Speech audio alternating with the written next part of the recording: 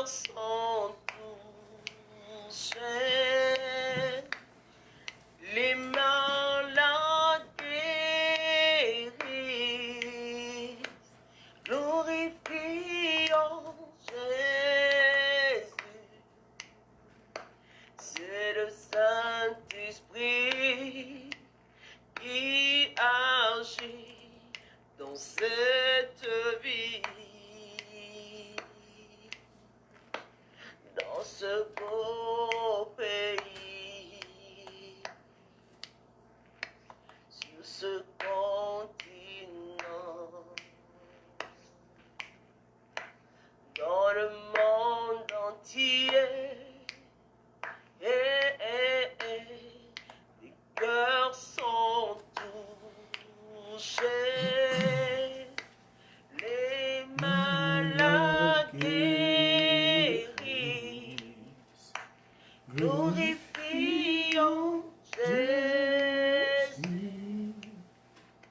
C'est le Saint-Esprit qui agit dans cette vie, dans cette vie, dans ce beau pays, dans ce beau pays, sur ce continent, dans le monde entier. Les cœurs sont touchés, les malades guéris. Alléluia. Glorifions Jésus. C'est le Saint-Esprit qui Au nom du Père et du Fils et du Saint-Esprit, Amen. Bien-aimés dans le Seigneur, nous rendons grâce à Dieu pour ce jour de grâce, pour ce jour où nous célébrons la résurrection du Seigneur. Et ce soir encore, le Seigneur nous convoque autour de sa parole pour nous faire du bien. Et je voudrais que nous puissions méditer autour de ce texte tiré du livre des Actes des Apôtres, le chapitre 1er. Nous lisons les versets 6 à 8. Étant donc réunis, les disciples l'interrogeaient ainsi: Seigneur, est-ce maintenant le temps où tu vas restaurer la royauté en Israël? Il leur répondit: Il ne vous appartient pas de connaître les temps et les moments que le Père a fixés de sa seule autorité. Mais vous allez recevoir une force, celle de l'Esprit Saint, qui descendra sur vous. Vous serez alors mes témoins à Jérusalem, dans toute la Judée et la Samarie, et jusqu'aux extrémités de la terre. Parole du Seigneur. Bien-aimés, ce soir, je voudrais que nous puissions échanger sur le thème « Témoins du ressuscité ». Comment est-ce que nous pouvons être aujourd'hui encore, à cette heure précise, dans ce monde en confinement, comment est-ce que nous pouvons et comment est-ce que nous devons être témoins du ressuscité? Le ressuscité apparaît à ses disciples et il échange avec eux pendant plusieurs jours. Et voici la question que les disciples se posent. Et voici la question que chacun de nous aujourd'hui peut se poser. Aujourd'hui que nous avons pris connaissance de cette résurrection, aujourd'hui que nous avons conscience du fait que le Seigneur Jésus-Christ a donné sa vie pour nous, s'est livré à la croix, qu'il est ressuscité d'entre les morts et qui nous a donné accès à la vie éternelle, nous pouvons avoir la question suivante: mais et après, que devons-nous faire désormais? Comment est-ce que nous devons orienter notre vie aujourd'hui dans ce monde en proie à cette pandémie, avec les questions, les nombreuses questions? Comment sera la vie après? Nous pouvons avoir beaucoup de questions à nous poser, mais le Seigneur répond à ses disciples: ce n'est pas ça le plus important. Nous n'avons pas à savoir ce qui vient après. tout cela, c'est le Père qui le décide de sa plus simple autorité. Mais ce qui est essentiel pour nous, c'est de recevoir la puissance du Saint-Esprit afin d'être des témoins. Mais la question, comme je l'ai posée d'entrée, c'est comment est-ce que nous, aujourd'hui, pouvons être véritablement des témoins du ressuscité. Le témoin, quand on prend le sens le plus simple de ce mot, c'est celui qui a vu, c'est celui qui a entendu quelque chose et qui relate, qui rappelle, qui annonce, qui rend témoignage de ce qu'il a vu et de ce qu'il a entendu. Mais lorsque nous regardons de plus près ce terme, le mot grec qui est utilisé ici et traduit par témoin en français, c'est le mot martyros. Martyr, donc en français, c'est-à-dire celui-là qui ne se contente pas de dire ce qu'il a vu, de dire ce qu'il a entendu, mais celui dont la vie même rend témoignage. Ce à quoi le Seigneur nous appelle, c'est une vie entière de témoignage, que toute notre vie reflète le Christ, que toute notre vie manifeste le Christ. Quand nous voyons, on voit le Christ. Mais comment ce témoignage va-t-il se faire? Lorsque nous lisons l'apôtre Jean va nous dire, il y en a 3 qui témoignent, l'eau, le sang et l'esprit. Il y a donc 3 témoignages que nous avons à rendre. Et ce soir, nous voulons nous appuyer sur l'Écriture pour voir quels sont ces 3 témoignages que nous avons à rendre. Le premier témoignage pour manifester la présence réelle, la présence vivante de Christ au milieu de nous, c'est le témoignage de notre sainteté, le témoignage de la sanctification. La première chose que Dieu accomplit quand il crée l'univers, la Bible nous dit que Dieu dit que la lumière soit. Mais la première chose que Dieu fait juste après, la Bible dit, l'Écriture nous enseigne qu'il sépare la lumière des ténèbres. Bien-aimés, si nous avons accueilli le Christ s'est présenté comme la lumière. Il dit, je suis la lumière du monde. Jean chapitre 8, verset 12. Si nous voulons être semblables à Christ, nous devons nous aussi être la lumière. Et il le dit ailleurs dans l'évangile. On ne peut pas prendre la lumière et la mettre sous un boisseau. On ne peut pas prendre la lumière et la cacher, la mettre sous la table. La lumière est faite pour rayonner. La lumière est faite pour être vue. Elle est faite pour éclairer. Donc, il faille qu'il y ait une séparation totale entre nous et le péché, entre la lumière et les ténèbres, entre le bien et le mal. Et cette séparation, elle doit être manifeste. C'est pourquoi l'apôtre Pierre dira que le baptême que nous avons reçu, ce baptême, il est un engagement à mener une vie sainte, une vie juste. C'est l'engagement à faire dans notre vie cette séparation. Cette séparation, elle n'est pas facultative, elle n'est pas négociable. Il faille que nous fassions cette séparation dans nos vies. Nous devons mettre une démarcation entre nous et les ténèbres. Le monde nous regarde et le monde regarde ceux qui se disent religieux et ils attendent les moindres failles pour pouvoir critiquer. Vous dites que vous suivez quelqu'un, mais soyez à son image. Et Jésus-Christ pouvait dire, les ténèbres n'ont rien avec moi. Les ténèbres n'ont aucune part avec moi. Les ténèbres ne peuvent rien me réclamer. Est-ce que nous pouvons faire pareil? La sainteté, elle commence d'abord à l'intérieur de nous. Jésus dit, ce n'est pas ce qui vient de l'extérieur qui nous souille, mais ce qui nous souille, c'est ce qui sort, ce qui jaillit de l'intérieur. Il dit, c'est dans le cœur de l'homme que se trouve le mal. C'est dans le cœur de l'homme que se trouve l'adultère. C'est dans le cœur de l'homme que se trouve la haine. C'est dans le cœur de l'homme que se trouve la rancœur. Pour nous, le témoignage de sainteté que le Seigneur attend de nous, c'est qu'il y ait une séparation totale et une séparation définitive avec le mal, avec le péché.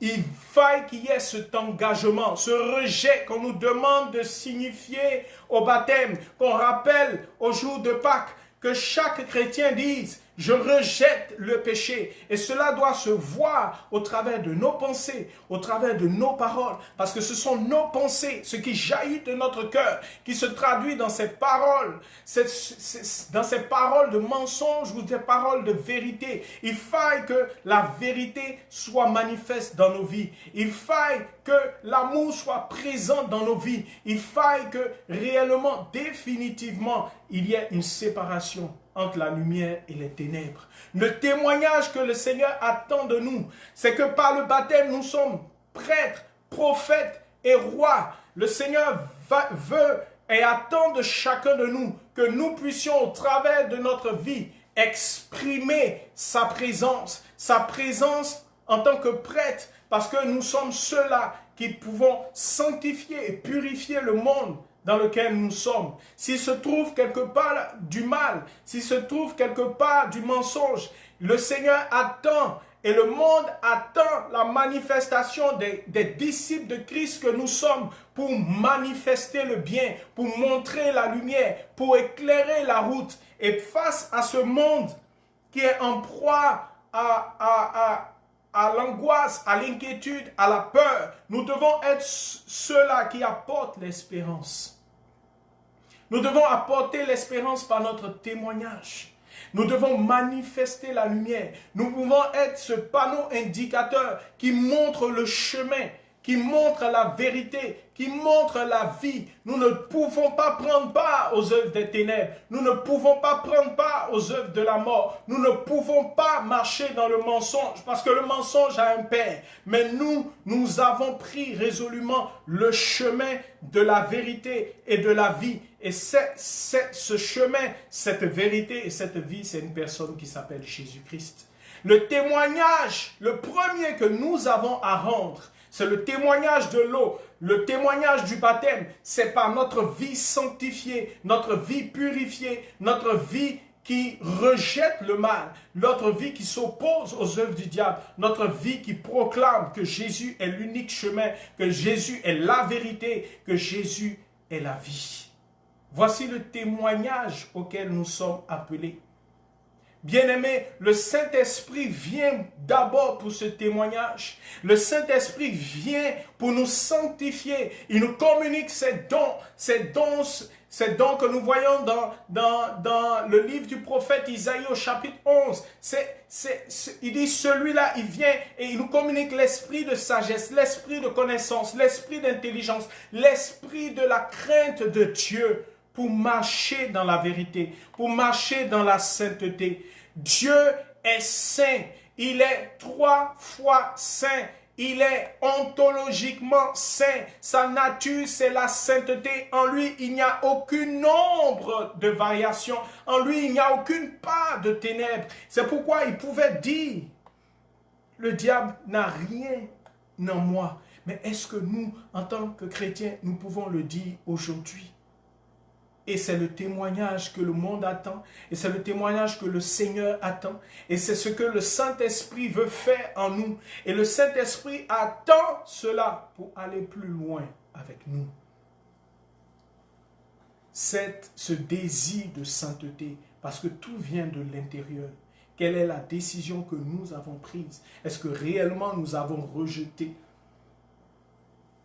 Le baptême n'est pas un passeport, un laissez-passer pour la vie éternelle, mais en même temps pour une vie dissolue. Non, c'est un engagement, c'est une décision profonde, c'est une métanoïa, c'est un renoncement au monde, c'est un renoncement à la vie du monde, c'est un changement de direction pour décider de suivre le Seigneur et de marcher dans la lumière, de marcher dans la vérité, de marcher à la suite du Seigneur dans la sainteté.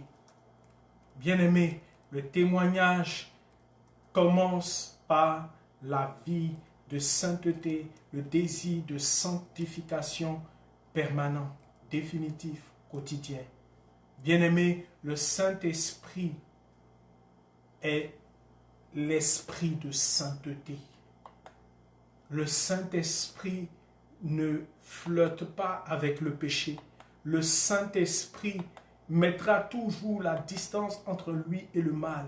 Il ne se mélange pas. C'est pourquoi l'apôtre Paul fait cette adresse aux Corinthiens. Il dit, votre corps est le temple du Saint-Esprit. Ne faites pas un temple un siège de prostituée. Le Saint-Esprit ne viendra pas habiter dans un temple qui est souillé.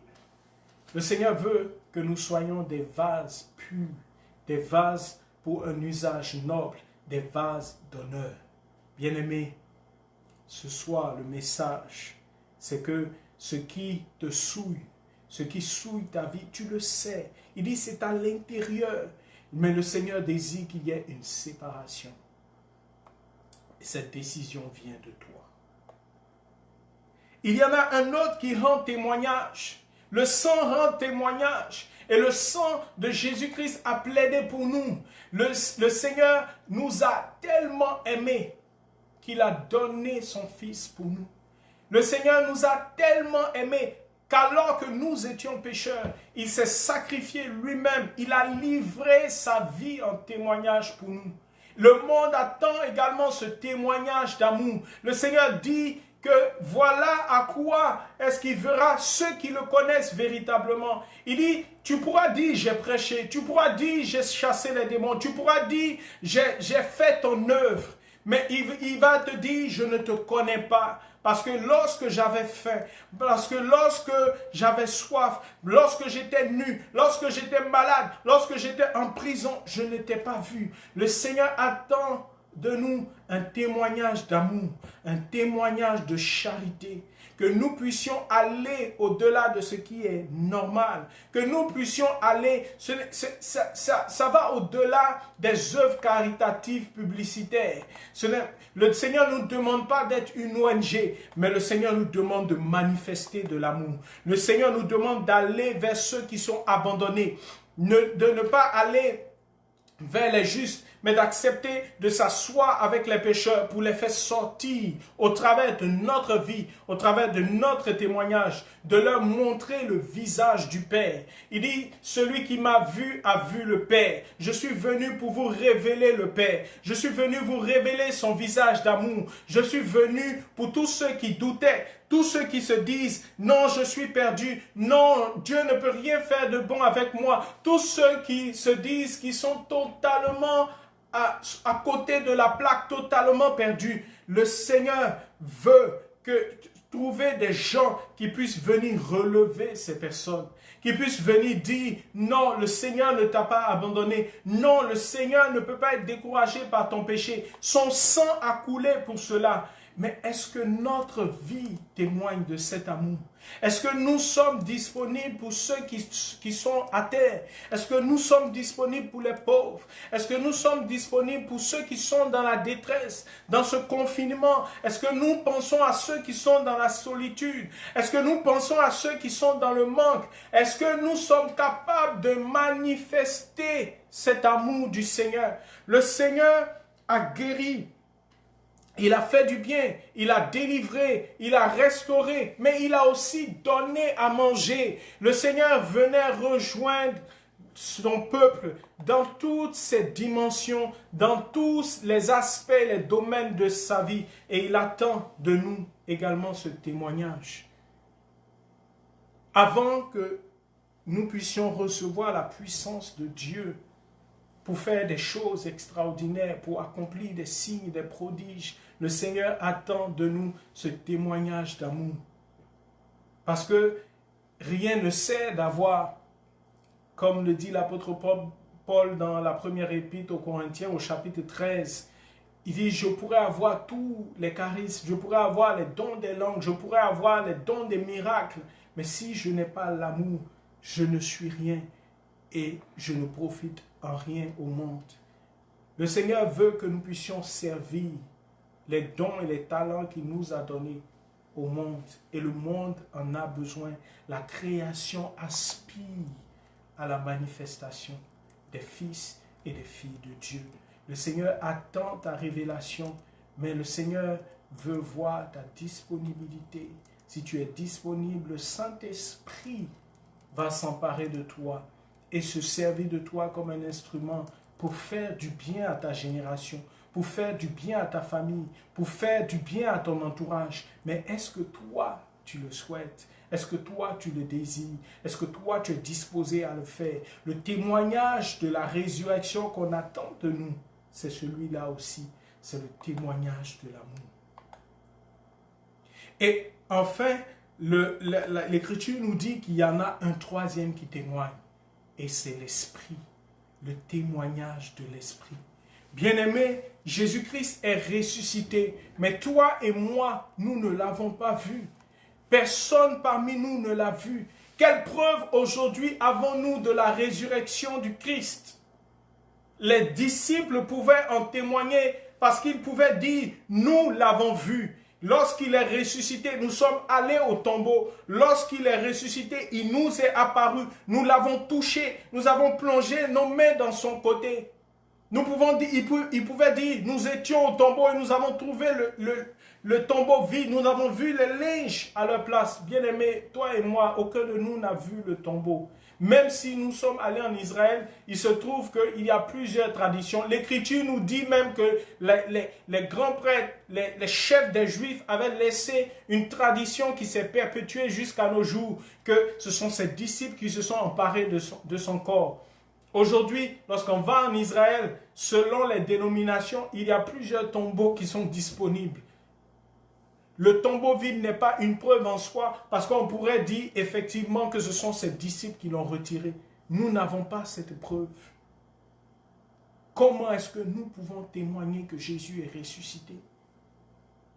Les disciples l'ont vu, les disciples ont marché avec lui, les disciples d'Emmaüs l'ont reconnu. Ils ont marché avec lui, les disciples l'ont touché, Thomas a mis sa main dans son côté percé, comme Thomas a touché ses plaies. Mais nous ne l'avons pas vu. Christ est monté. Et aucun des témoins oculaires de la résurrection de Christ ne sont encore vivants. Donc, quel est le témoignage que nous avons reçu? Sur quoi? Quelles preuves pouvons-nous donner pour dire que Jésus est ressuscité? Les disciples d'Emmaüs ont reconnu Jésus à la fraction du pain. Ils l'ont reconnu à l'Eucharistie. Bien-aimé, l'Eucharistie est une preuve vivante, tangible, mystique, extraordinaire. Mais elle n'est valable que pour toi ou moi, chrétien catholique. Même les autres dénominations chrétiennes n'y croient pas. Ne croient pas à la présence réelle du Christ dans l'Eucharistie. C'est donné seulement à ceux qui y sont initiés. Et nous, en tant que catholiques, nous avons reçu cette initiation de reconnaître Jésus à la fraction du pain, de recevoir, et plus que jamais aujourd'hui, de recevoir spirituellement, de communier spirituellement à la vie divine au travers de l'Eucharistie. Mais ce n'est valable que pour les catholiques. Quelle est la preuve que nous avons aujourd'hui? Quelle est la preuve irréfutable? Quelle preuve pouvons-nous opposer au monde? Et cette preuve ultime, la seule qui reste, et la seule qui est encore valable, et la seule qui est capable de faire fléchir genoux à tous les incrédules possibles, c'est que les signes, les mêmes signes qui étaient opérés par Christ lorsqu'il était ici-bas sur la terre, ces signes dont parle la parole de Dieu, ces signes dont parle l'Évangile. Lorsque le Seigneur nous dit « Allez et faites de toutes les nations des disciples », et voici les signes qui accompagneront ceux qui auront cru. Il dit ces signes-là, c'est que les boiteux marchent, c'est que les aveugles voient, c'est que les sourds entendent, c'est que la bonne nouvelle soit annoncée aux pauvres. Ces signes, ces prodiges, ces miracles, c'est ceux-là que le Saint-Esprit veut produire en nous. À partir du moment où nous avons pris la décision de la sanctification, la décision de nous livrer totalement pour servir par amour nos frères et nos sœurs, ces signes-là, la puissance du Saint-Esprit désire les opérer en nous. Mais si nous voulons le faire, Si nous avons pris la décision et le désir de vouloir proclamer véritablement Jésus-Christ, être des témoins, manifester la vie, la puissance de la résurrection de Christ aujourd'hui, ces signes sont disponibles. Et le Saint-Esprit est disponible pour nous communiquer cette puissance. Sinon, notre vie chrétienne sera vaine. Comme celle des disciples. Les disciples s'étaient réunis après la résurrection. Ils étaient heureux. Ils avaient célébré la résurrection. Ils étaient contents d'apprendre la nouvelle. Mais le dimanche dernier, nous avons vu qu'ils sont allés retourner à la pêche, retourner à leurs activités anciennes, retourner à leur vie ancienne, comme si rien ne s'était passé. Nous sommes dans le confinement et toutes nos prières sont tendues vers le Seigneur pour que ce confinement prenne fin, pour que cette pandémie disparaisse. Mais est-ce qu'à la fin de ce confinement, à la fin de cette pandémie, est-ce que nous n'allons pas encore retourner à notre vie ancienne? Est-ce que nous n'allons pas encore retourner à nos vomissures? Est-ce que nous n'allons pas encore retourner à cette vie de désordre? Est-ce que nous n'allons pas encore retourner à cette vie d'égoïsme, à cette vie comme si nous étions seuls sur la terre? Est-ce que tout ce que nous avons commencé à partager de fraternité, de solidarité, est-ce que nous allons demeurer dans cette dynamique? Est-ce que nous allons continuer véritablement à suivre le Seigneur? Le Saint-Esprit est là. Il n'attend, il tourne, comme au commencement, il se meut au-dessus de la surface des eaux. Il attend seulement de trouver une âme qui désire manifester Christ, manifester la résurrection de Christ, manifester Christ par toute notre vie. Il cherche des martyrs, des témoins authentiques qui veulent livrer leur vie, non pas pour mourir forcément, mais pour que par toute notre vie, nous chantions, nous proclamons que Jésus-Christ est vivant, que Jésus-Christ est ressuscité. Et c'est au travers de ces signes, c'est au travers de cette puissance, c'est au travers de ces prodiges. Quand les apôtres ont commencé à proclamer, les anciens leur ont dit non, arrêtez de proclamer cette doctrine, arrêtez de vouloir rejeter sur nous le sang de ce mécréant. Mais eux-mêmes ont dû rendre témoignage. Lorsque les apôtres ont guéri ce mendiant impotent qui était devant le temple, en Actes chapitre 3, ce mendiant qui était là même quand Jésus venait au temple, parce qu'il avait 40 ans. Ce mendiant était là depuis toujours et tout le monde le connaissait. Les grands prêtres eux-mêmes ont été obligés de reconnaître. Mais ce miracle, nous ne pouvons pas le nier. Nous ne pouvons pas nier qu'il y a un miracle authentique qui s'est opéré. Mais voici que ces gens-là disent que c'est par le nom de ce Jésus que ce miracle s'est opéré. C'est le seul moyen. Il n'y en a pas d'autre de prouver que Jésus-Christ est ressuscité. Parce que ce qu'il a fait hier, il est capable de le faire aujourd'hui. Il est le même hier, aujourd'hui et éternellement. Et ce qu'il a fait lorsqu'il passait, comme le dit Actes chapitre 10, verset 38, lorsqu'il a été oint d'esprit et de puissance, qu'il passait dans les rues de Jérusalem et de Galilée, il guérissait les malades, il chassait les démons, il restaurait les vies, il renouvelait les vies. Il est capable de le faire aujourd'hui, dans ta Jérusalem, dans ta Judée, dans ta Samarie et jusqu'aux extrémités du monde. Peu importe là où tu te trouves aujourd'hui, peu importe là où tu as été confiné, le Saint-Esprit peut te rejoindre et opérer des signes et des prodiges là où tu te trouves. Est-ce que tu veux témoigner de la résurrection de Jésus-Christ? Est-ce que tu veux témoigner que Jésus-Christ est vivant? Il veut vivre, mais il veut vivre en toi. Et en vivant en toi, par son esprit que tu as reçu, il veut continuer à produire les mêmes signes, les mêmes prodiges, les mêmes miracles, les mêmes guérisons et les mêmes libérations qu'il faisait lorsqu'il était encore ici-bas sur la terre. C'est pourquoi Christ a dit, ne vous préoccupez pas d'autre chose, ne vous laissez pas disperser par d'où vient le virus, qui a créé le virus, où est-ce que ça va nous amener, qu'est-ce qu'on va faire après le confinement. Mais vous, attendez ce que mon Père a promis. Mais vous, soyez mes témoins. Mais vous, manifestez au monde la vérité. Mais vous, manifestez au monde la lumière. Mais vous, manifestez au monde que je suis vivant et que aucune vie n'est possible en dehors de moi. C'est cela que le Seigneur attend de chacun de nous. Et c'est ce que le Saint-Esprit est disposé à opérer dans chacune de nos vies.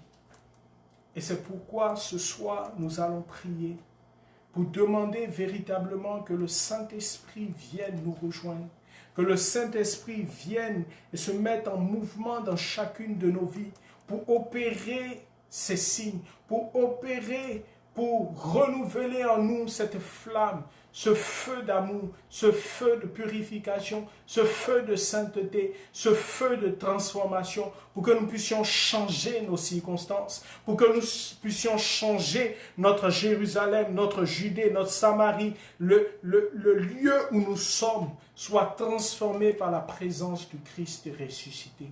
Jésus-Christ veut apporter la vie chez toi. Jésus-Christ veut apporter la vie dans ta famille. Jésus-Christ veut apporter la vie dans ta propre existence. Jésus-Christ veut changer ta vie. Et il veut changer la vie de tous ceux avec qui il te met en contact.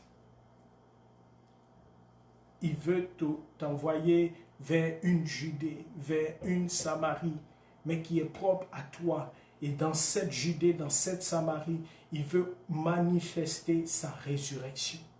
Bien-aimé, ce soir, nous allons encore prier. Je voudrais que tu puisses mettre devant le Seigneur tout ce qui, jusqu'à ce jour, se dressait comme un obstacle pour t'empêcher de suivre réellement ce chemin. Je voudrais t'inviter d'abord à opérer cette séparation, à mettre de côté toutes ces choses qui encombrent ta route et qui empêchent véritablement que tu puisses marcher à la suite du Seigneur. Que tu puisses mettre de côté toutes ces choses mauvaises, toutes ces pensées mauvaises, toutes ces pensées impures, tout ce qui constitue comme ces obstacles qui t'empêchent d'être totalement à Dieu.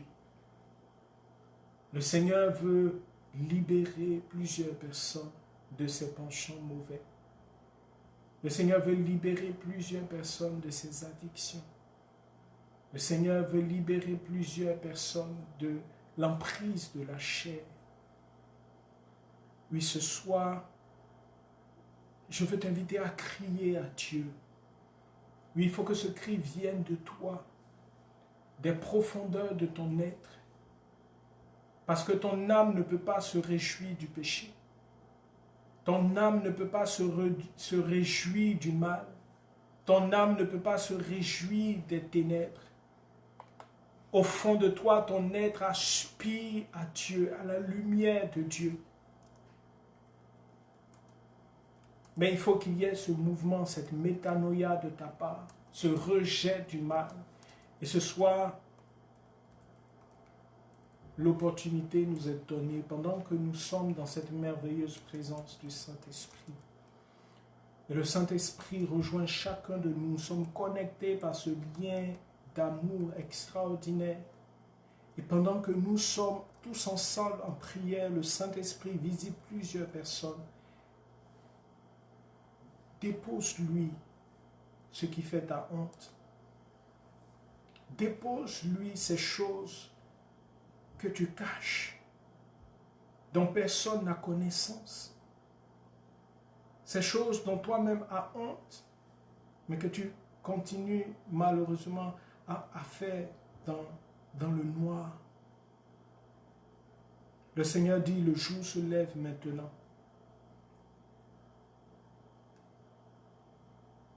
Et nous devons faire des œuvres du Seigneur. Nous devons accomplir la volonté de Dieu. Le Saint-Esprit est en train de visiter plusieurs personnes. Et il opère une œuvre puissante de libération. Une œuvre puissante de libération, de délivrance. Il opère une séparation. Et le temps dans lequel nous sommes, c'est le temps de la séparation. Le Seigneur désire opérer la séparation entre le blé et l'ivraie, entre ses fils, les fils de la lumière, et les fils du diable, les fils du monde, les fils des ténèbres. Bien-aimé, je te supplie, sois du côté de la lumière. Choisis la lumière ce soir. Et le Seigneur vient à toi pour opérer cette libération.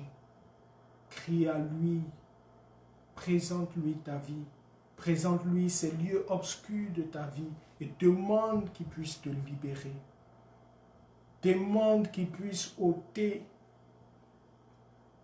Le Seigneur dit dans sa parole, il dit, si c'est ta main, si c'est ton œil qui cause ta chute, coupe-le, arrache-le. Bien-aimé, la séparation est nécessaire. C'est vrai que la séparation est douloureuse, mais le Seigneur a subi cette séparation d'avec son Père à la croix pour nous, afin que nous puissions obtenir la séparation d'avec les ténèbres. Il a opéré l'échange en notre faveur. C'est pourquoi le péché ne domine pas sur nous. C'est pourquoi le péché ne peut pas avoir la victoire. C'est pourquoi c'est la lumière, c'est la vie qui a la victoire. Ce soir, choisis la vie. Ce soir, choisis la lumière. Ô Père, nous te prions d'opérer maintenant cette séparation dans la vie de tes enfants qui crient à toi, tes enfants qui te présentent leur détresse, leurs limites, leurs faiblesses charnelles. Seigneur, crucifie en nous la chair, fais mourir nos passions, fais mourir tout ce qui ne te glorifie pas. Seigneur, nous voulons livrer sur ton autel de sainteté tout ce qui nous retarde et nous empêche d'être totalement à toi. Tout ce que nous chérissons, tout ce que nous cachons au monde, nous voulons pouvoir dire, témoigner que tu es saint par notre vie. Manifester ta sainteté, ta justice, ta pureté au travers de nos vies. Seigneur, nous te bénissons et nous te rendons grâce. Nous te disons merci, tu nous connais. Seigneur, nous voulons te demander ce soir que tu nous révèles les Jérusalem, les Judées, les Samaries, les lieux de nos vies, ô Seigneur, où tu attends que nous puissions servir nos dons, manifester de l'amour. Seigneur, parce que tu dis que c'est celui qui est envoyé par Dieu, il dit les paroles de Dieu et Dieu lui donne l'esprit sans mesure. Seigneur, nous voulons connaître ces lieux où tu nous envoies. Nous ne voulons pas gâcher la récolte. Nous voulons, Dieu, apporter à cette récolte où tu nous envoies en particulier. Nous voulons être témoins dans cette nation, dans cet ethnos en particulier où tu nous envoies. Nous voulons manifester ta résurrection. Nous voulons manifester ta vie. Merci, ô Dieu, de rejoindre chacun. Et tout au long de cette nuit, tout au long de cette semaine, et tout au long des jours à venir, en attendant cette Pentecôte, Seigneur, que tu nous révèles le lieu où tu nous appelles, que tu nous révèles la communauté de personnes, la cible de population, la terre, le domaine, l'aspect, la Judée, la Jérusalem, où tu nous appelles en particulier, individuellement. Là où tu attends que nous puissions libérer notre potentiel, manifester ta présence, témoigner de toi.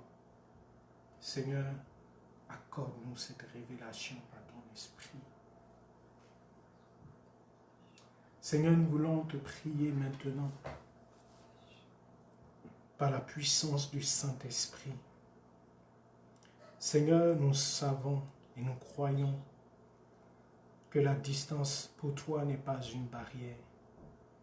Et le centurion romain l'a bien compris et c'est pourquoi tu as loué sa foi. Il t'a dit, il n'est pas nécessaire que tu viennes sous mon toit. Mais de là où tu es, je sais maintenant que tu as l'autorité suffisante pour dire une parole, pour que mon serviteur soit guéri. Seigneur, nous croyons que tu es un Dieu vivant. Nous croyons que tu es ressuscité d'entre les morts. Et nous croyons que ce que tu as accompli dans la vie de ce centurion, tu es capable de l'accomplir ce soir encore pour nous.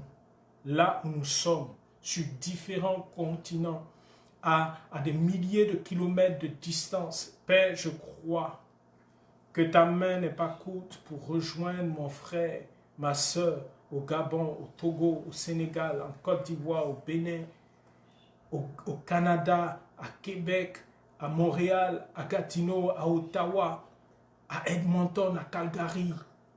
Je crois, Seigneur, qu'en Colombie-Britannique, ta main n'est pas courte pour toucher. En Nouvelle-Écosse, ta main n'est pas courte pour toucher. Père, ce soir, je veux prier pour que tu touches mes frères, que tu touches mes soeurs, là où ils se trouvent en ce moment précis. Bien-aimé, s'il se trouve une infirmité quelconque, une maladie quelconque dans ton corps, je prie que tu poses la main là où se trouve ce mal maintenant même. Père, je prie dans le nom glorieux, puissant de Christ Jésus. Je prends autorité dans ce nom qui est au-dessus de tout nom, ce nom qui a été levé au-dessus de toutes les principautés, de toutes les dominations, de toutes les autorités de ce monde des ténèbres.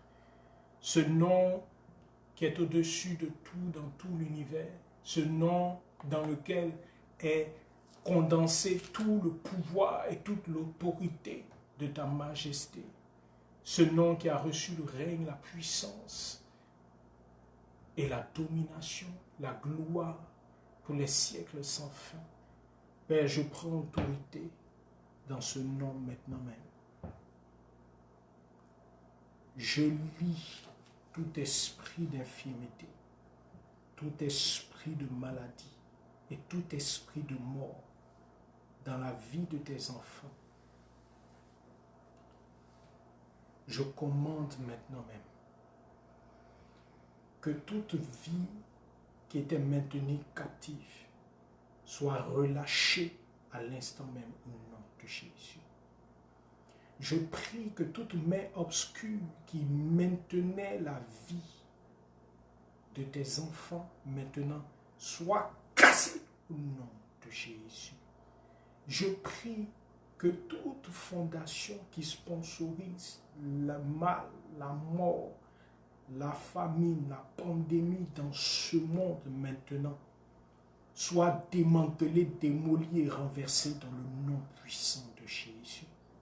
Seigneur, que tout esprit de maladie et que tout esprit de mort dans la vie de tes enfants qui sont connectés maintenant par la magie, par les ondes, à ce temps, à cette parole, à ton esprit, ceux mêmes qui l'écouteront plus tard, maintenant même, Père, libère et délie leur âme et leur corps de toute forme d'esclavage et de toute chaîne dans laquelle ils étaient maintenus captifs. Au nom de Jésus. Père, je prie maintenant que la puissance de guérison de ton esprit les rejoigne là où ils sont. J'ordonne à leur corps, à leurs muscles, à leurs nerfs, à leurs os, à chacune des cellules de leur corps, maintenant même, de recevoir la vie et d'être totalement guéri au nom de Jésus. Bien-aimé, je veux que tu poses la main là où tu as mal. Si tu ne peux pas discerner, tu la poses sur ton cœur ou sur ta tête. Par ce contact maintenant spirituel, je te communique l'esprit de vie, l'esprit de guérison. Que là où ta main est posée, que tout ce qu'elle touche, que tout germe de mort ayant déjà totalement disparu, que tout dysfonctionnement dans ton corps, que tout dysfonctionnement dans ton sang, dans tes os, dans tes muscles, dans tes nerfs, dans un quelconque des organes de ton corps, reçoive maintenant la puissance de résurrection, la puissance de vie, de restauration et de guérison de la part du Seigneur.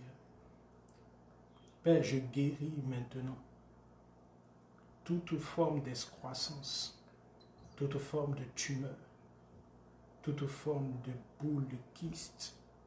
Seigneur, dans la tête, dans le cou. Seigneur, j'expulse les goitres. Seigneur, je fais disparaître les kystes. Je fais disparaître maintenant. Il y a des kystes ovariens qui sont en train de disparaître maintenant.